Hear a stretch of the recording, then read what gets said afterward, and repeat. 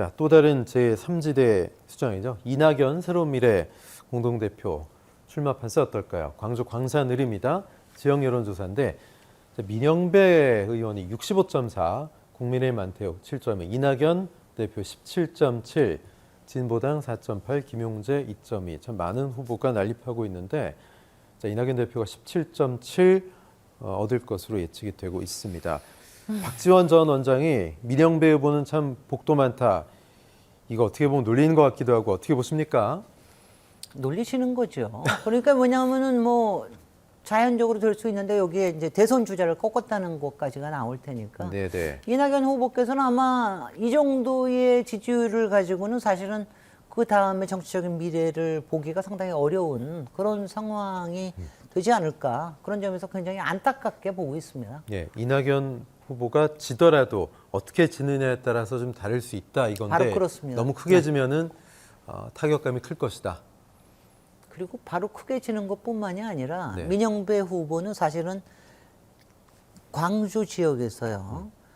기성 정치인 중에 기성 국회의원 중에 유일하게 경선인지 하여튼 단수 공천이지만 겨우 살아남은 사람이에요. 그건 네, 네. 뭐냐면은 광주 지역은 항상 중앙에서 클 정치인을 눈여겨봅니다. 그런 네. 사람한테 표를 주는데 민영배 의원은 그런 사람 중에 한 사람이거든요.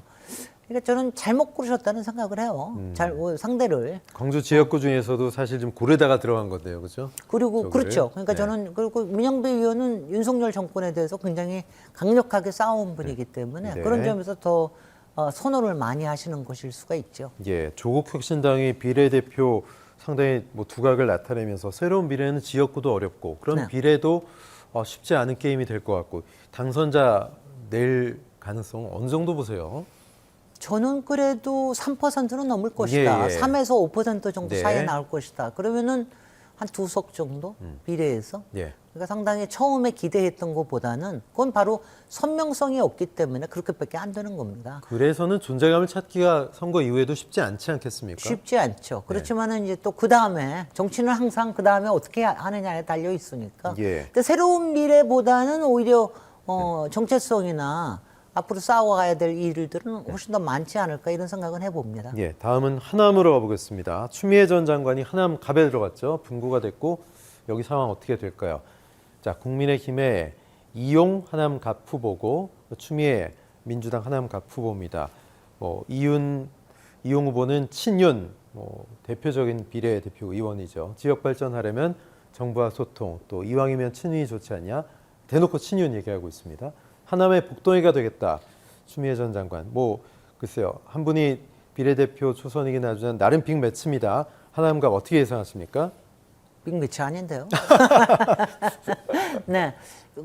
왜냐면 이거는 오히려 저기를 하고 난 다음에 네. 추미애 위원이 하고 난 다음에 이용 후보가 결정이 됐어요. 그래서 네네. 저는 왜 그랬을까? 오히려 왜냐면 추미애 위원은 별로 이렇게 적이 없었는데 예. 그런데 오히려 이제 윤석열 심 저격수로 정확하게 색깔을 드러내게 해준 게 오히려 저는 국힘 쪽에서는 자충수 아니었을까 싶은데 저는 뭐 여기는 크게 어렵게 추미애 의원이 선거를 치를 것 같지는 않습니다만은. 네. 자, 이제 비례정당 지지율 좀 보겠습니다. 계속해서 조국 혁신당 지지율이 오르고 30% 육박하는 결과까지 나왔는데 자, 여기는 국민의 미래가 31.1, 조국 혁신당 26.8, 민주연합이 18%.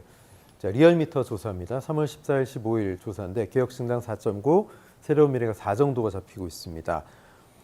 자, 최근에 박지원 전 원장이 조국 혁신당 조국 대표를 만나서 조국 혁신당의 선전이 민주당에 유리하다 이렇게 얘기하고 있는데 네. 김진애 의원께서 동의하세요? 전 동의합니다. 네, 어떤 왜냐하면 의미에서요? 이제 지역구에 도움이 됩니다. 아, 근데 비례에서는 확실하게 이건 경쟁 상대가 되는 거죠. 네. 그래서 이제 지역구에는 저는 3에서 5%의 중도층의 그 유권자를 끌어올 거라고 생각이 돼서 그거는 이제 전체적으로 또 윤석열 심판의 폭풍을 만드는 거 이거는 도움이 될 거라고 생각이 되고요. 다만 비례에서는 굉장히 경쟁을 해야 돼서 어저께 이재명 대표가 얘기를 했습니다.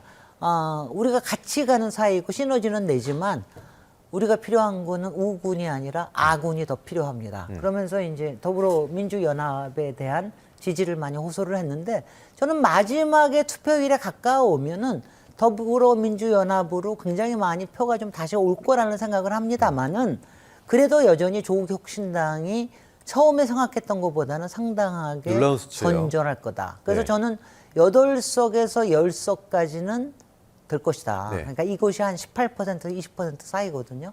이 정도까지는 될 수도 있겠다. 이런 것을 보고 있습니다. 일각에서 네. 10석이 넘어갈 수도 있다. 2016년에 국민의당이 13석이었거든요. 그렇죠. 네.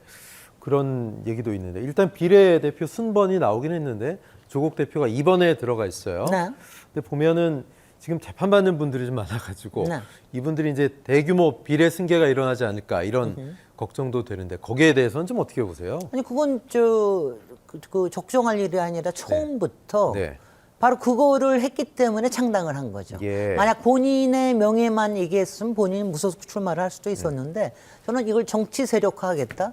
윤석열 정권 심판을 하는 세력을 만들겠다.